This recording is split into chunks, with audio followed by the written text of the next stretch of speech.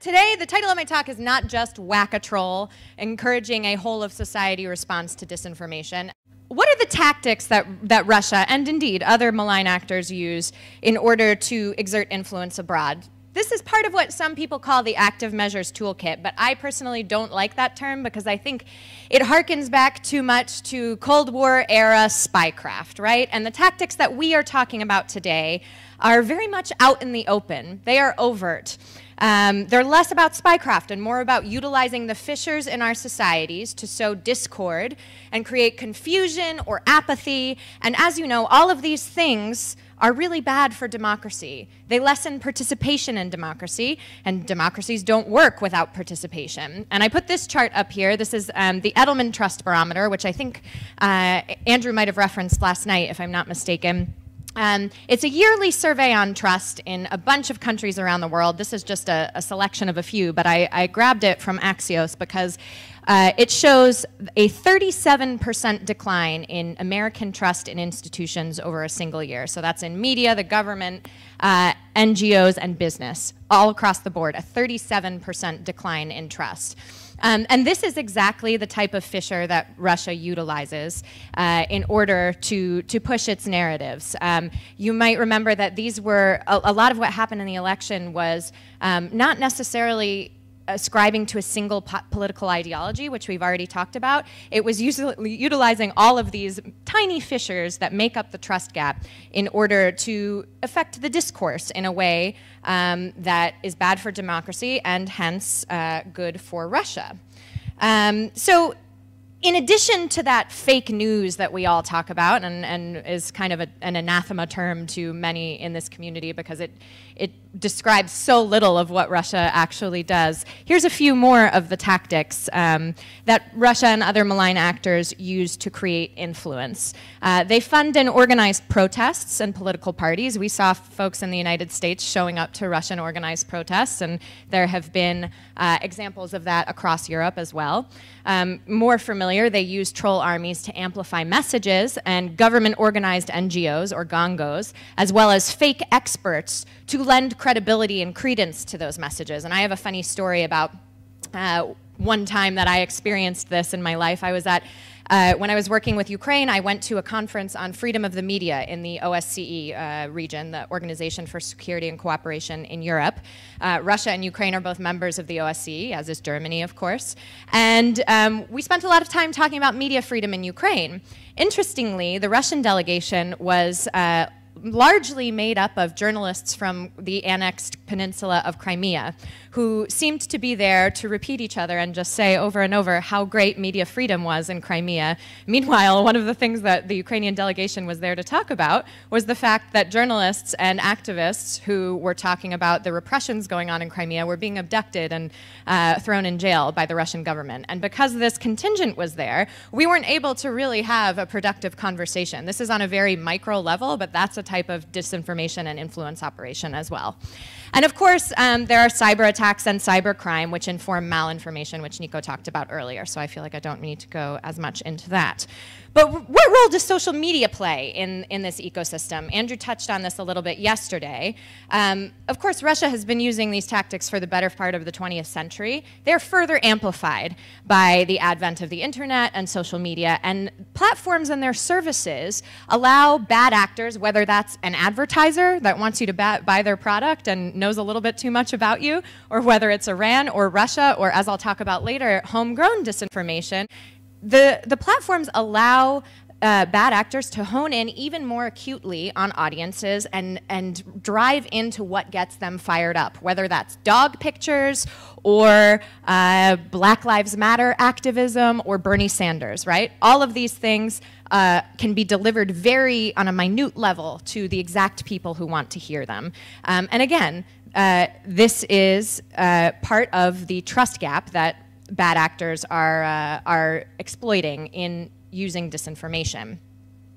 And Russia's goal through all of this, and who can blame them really, is to regain their seat at the global bargaining table by creating these narratives that denigrate the EU, denigrate democracy. Russia's status slowly, little by little, ticks up and up. And for the first time since the collapse of the Soviet Union in 1991, in America, we're talking about Russia every week, if not every day. So I'd say that Putin has achieved his goal.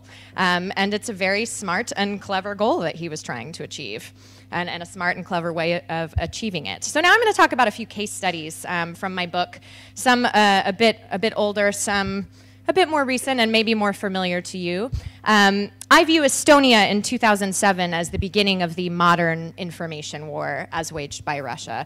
When I give this presentation in the US, I often have to explain what Estonia is, but I don't think I have to do that here. So what I will say is that you may know that Russia used a cyber attack against Estonia in 2007. There's more to the story than that. Basically, Russia, there are about 25% ethnic Russians in Estonia left over from population shifts during the Soviet Union. And as Estonia was regaining its independence, becoming more democratic, joining the EU and NATO, Russia decided that it wanted to continue its hold of influence in its former sphere. Again, who can blame them, right?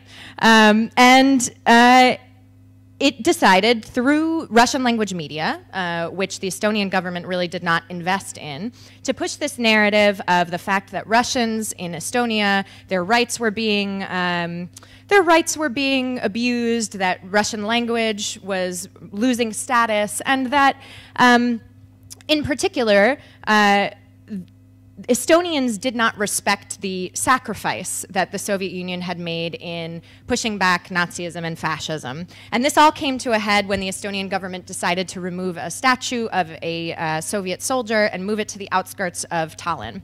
And we know for a fact now, thanks to the Estonian security services, that the protests that ensued were indeed in part organized by the Russian government. The narratives that were pushed out through the Russian language news were dictated by the Kremlin. But that's not to say these weren't real narratives that ethnic Russians were feeling, right?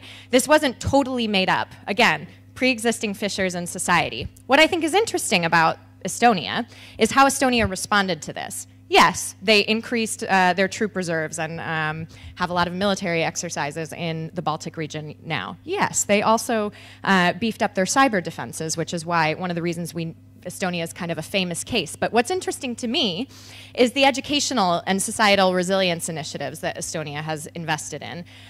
They have invested in Estonian language education for Russian speakers.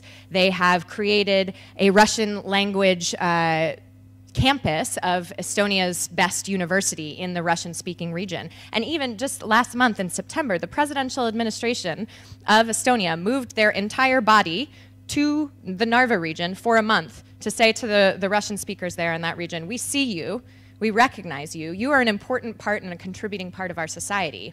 And the difference in what they were doing before 2007 and to some extent before the Ukraine crisis, because that's when this kind of societal response really stepped up, and after, is that rather than saying it was incumbent on the ethnic Russians to come to the government and ask for these services, they were presenting them, they were actively reaching out to them. And this is a type of education, critical thinking education, civics education, and it's something I think that can be replicated elsewhere.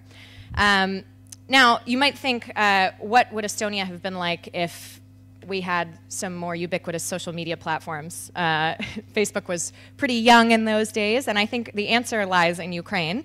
As you likely know, the Internet Research Agency, which is now quite infamous, got its start in Ukraine, putting out narratives about the annexation of Crimea, about the downing of MH17, in order to confuse not only the Ukrainian population, but most importantly, the international narrative about Ukraine.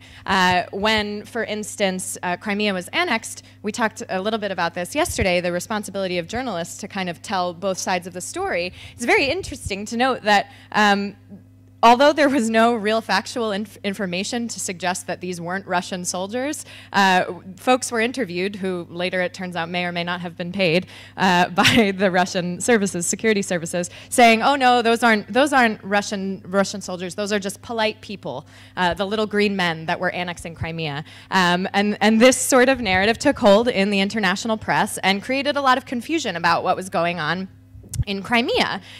This also happens on a very granular level in Ukraine. There's a parliamentarian called Svetlana Zalishchuk. She is a couple of years older than me, used to be a journalist, anti-corruption activist, and joined the parliament after the revolution on the Maidan. And she, at one point during the heavy fighting in Ukraine, was alleged to have said by some Russian language blogs that if the Ukrainian army lost the fight, she would run naked down the main street of Kiev. The Ukrainian army ended up losing this particular battle, and suddenly doctored images of her naked on Kreshaitik, this main street of Kiev, started appearing online. And when she tells this story, she reminds me, actually there's an interesting Germany connection here. She was on the floor of UNGA giving a speech about women in Ukraine and did an interview afterward with a German outlet that shall remain nameless. And afterward, that journalist asked her, "Is it true that you said you would run naked down the streets of Kiev if the Ukrainian army lost this battle?" And this, of course, is meant to embarrass her as a woman in politics, to silence her. So these campaigns exist on a very granular level as well. And of course, it discredits her as a new democratic activist in Ukraine. Interesting story and about how this affects individuals as well. And then, of course, moving a little bit farther west, there was an association agreement referendum in the Netherlands in 2016 where basically the Dutch had a new referendum policy where if they got a certain amount of signatures, anything that the parliament decided on could be voted on by the people and rejected or accepted. It so turned out that as soon as this new referendum policy was put forward, the first thing on the ballot, per se, happened to be, that the parliament was voting on, this association agreement with Ukraine. So activists put forward the fact that Ukraine should not sign the association agreement with the Netherlands or vice versa.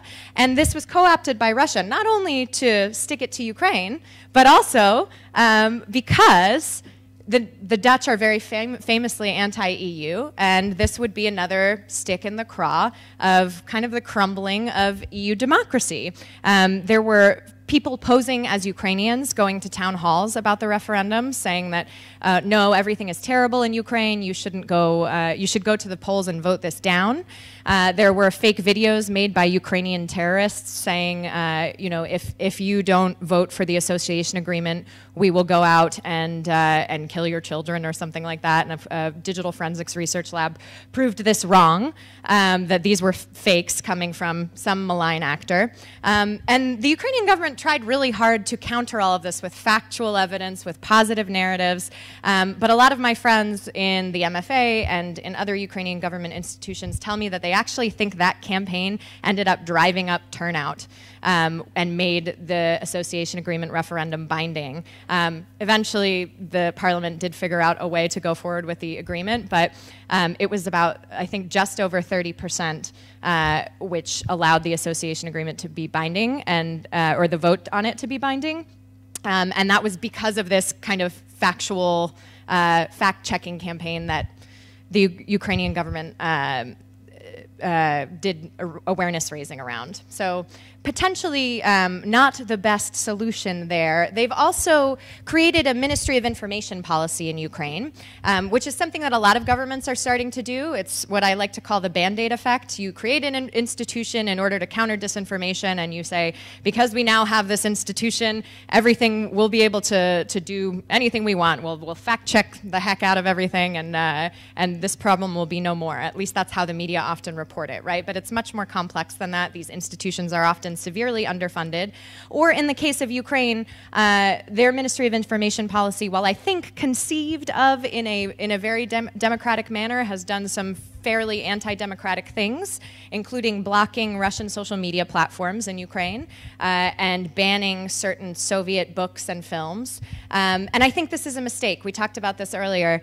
You can't respond to something like disinformation in an anti-democratic way, because that is stooping to the level of the purveyors of disinformation. And not only that, there are people in Ukraine with nostalgia for the Soviet era. There are some classic movies that anybody who grew up in the Soviet Union watches at New Year's, for instance, and now they've been banned, or songs, things like that.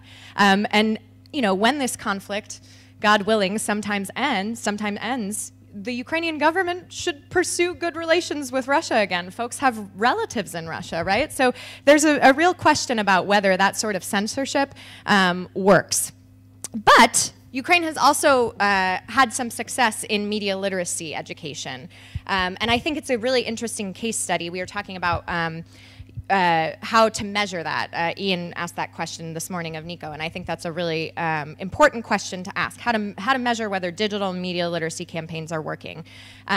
There have been a couple pilot projects in Ukraine that are interesting, including one done by an American NGO, IREX, which trained 15,000 people in critical thinking, source evaluation, and emotional manipulation. So in other words, why is this headline that I'm reading on Facebook making me so angry, right? Let me stop and think about that for a second before I share it. Very important skill to have.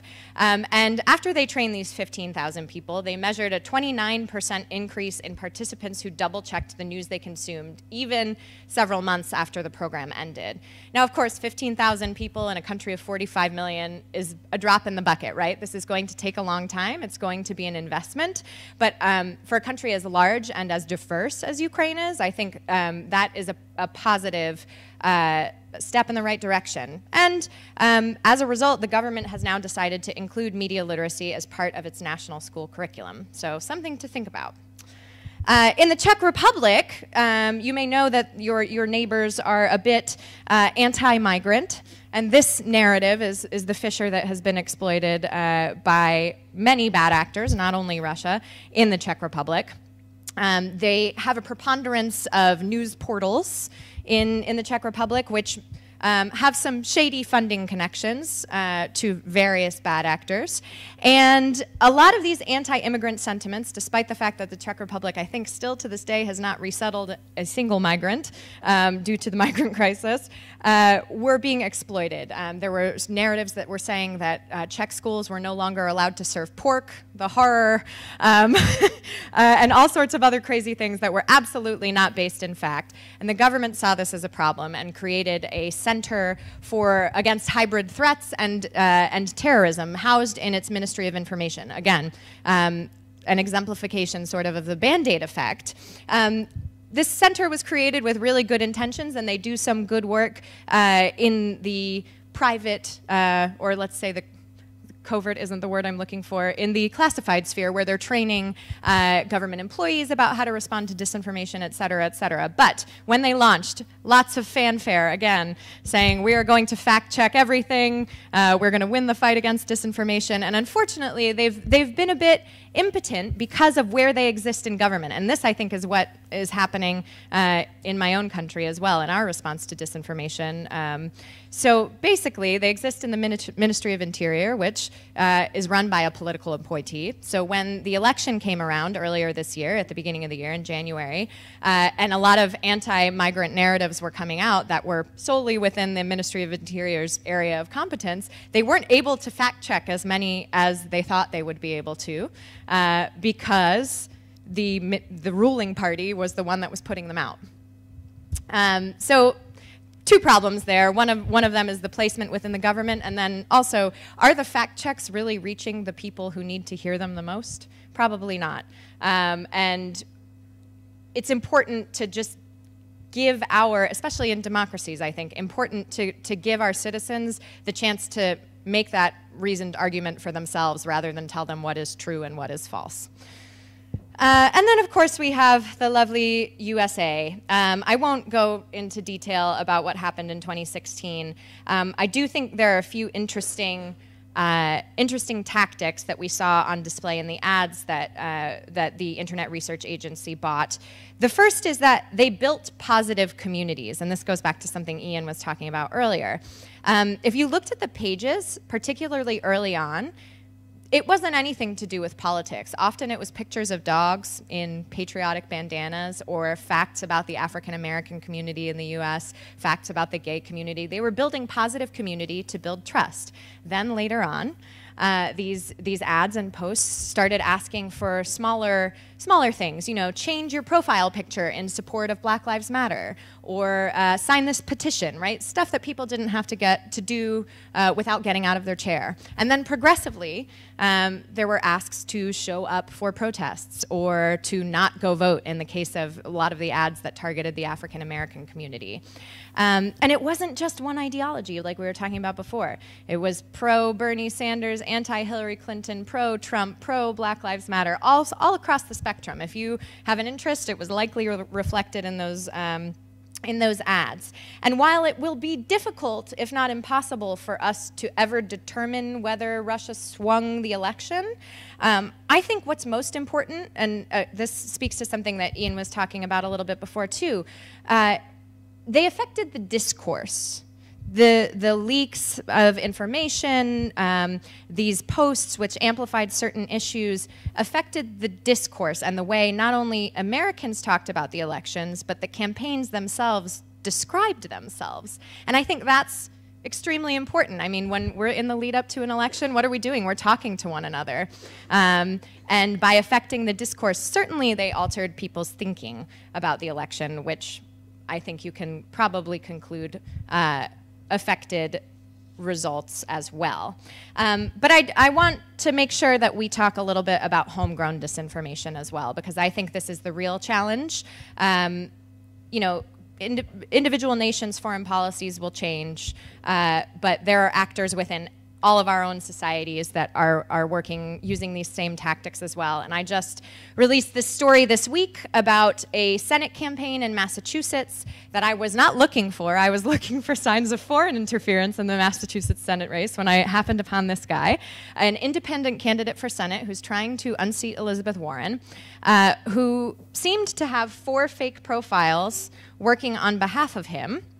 You can see this is just a screen grab that I did of a bunch of posts. All of these accounts are fake. I confirmed with Facebook, who later took them down. One was named after a character in a comedy sketch. One of their names was Donna Trumper, which was what initially piqued my interest, and there's Donna Trumper. I did a reverse Google image search and found the owner of that profile picture. So they would go and take messages from this candidate's Facebook page and astroturf them across all sorts of pro-Trump, anti-Elizabeth Warren groups, giving the guise of support that Americans, these real Americans, were supporting this independent candidate who has, as we say, a snowball's chance in hell of winning against Elizabeth Warren. And the problem with fighting this stuff is it's extremely time-consuming to document it. It was probably about 60 hours of my life that I spent in these dark, deep corners of the internet gathering information before I gave it to Facebook. It's hard to document, but it's also the platforms are really reticent to take this down because it looks like real Americans. They're not paying for ads in rubles, right?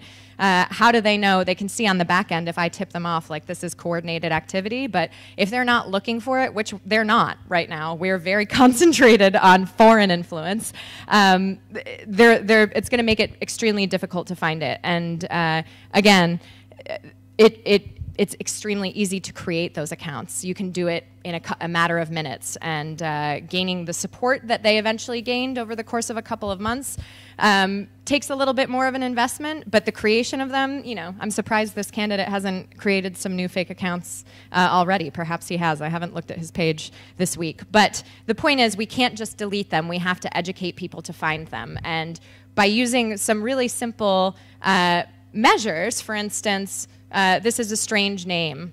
You know, I'm going to look into this. What did I do? I did a reverse Google image search. It took 5 seconds to confirm that this was not a real account. These are things that every user of the internet can do. They're not extremely time-consuming, just to be a little bit more savvy and understand, A, you shouldn't believe everything you read online, but B, you shouldn't trust everyone you see online either. Again, very simple things that I think we need to start investing in. There we go.